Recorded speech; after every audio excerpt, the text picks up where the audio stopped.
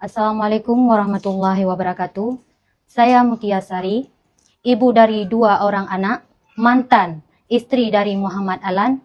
Sebelumnya, saya memohon maaf kepada seluruh masyarakat, terutama masyarakat Aceh Timur, yang saat ini sedang gaduh atas menyebarnya tuduhan perselingkuhan saya dengan Bupati Aceh Timur, Bapak Iskandar Usman Al-Farlaki.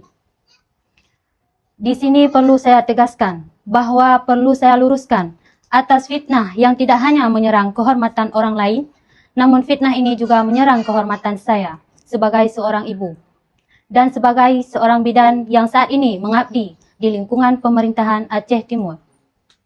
Bahwa saya dan Muhammad Alan sudah bercerai secara agama sejak dia menjatuhkan talak 3 kepada saya dan saat ini sedang berproses hukum di Mahkamah Syariah.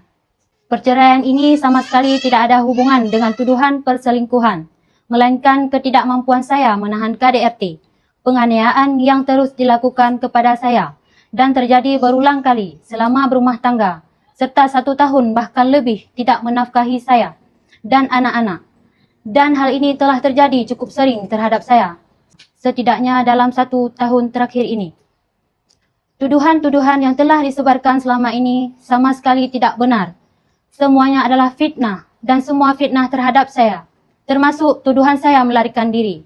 Itu semua tidaklah benar. Saya tidak melarikan diri, saya berada di rumah orang tua saya. Hal ini sebab saya tidak mungkin satu rumah lagi dengan Muhammad Alan, karena telah menjatuhkan talak 3 kepada saya. Hal ini dapat dinyatakan langsung kepada orang tua di desa. Saya di rumah karena setelah jatuh talak hanya rumah orang tua yang saya miliki untuk pulang. Saya juga akan menempuh jalur hukum atas fitnah keji terhadap saya, baik yang dilakukan oleh mantan suami saya maupun oleh akun-akun yang ikut menyebarkan fitnah ini. Sebagai perempuan, hal ini cukup berdampak kepada psikologis saya, terhadap psikologis anak-anak saya, dan kedua orang tua saya.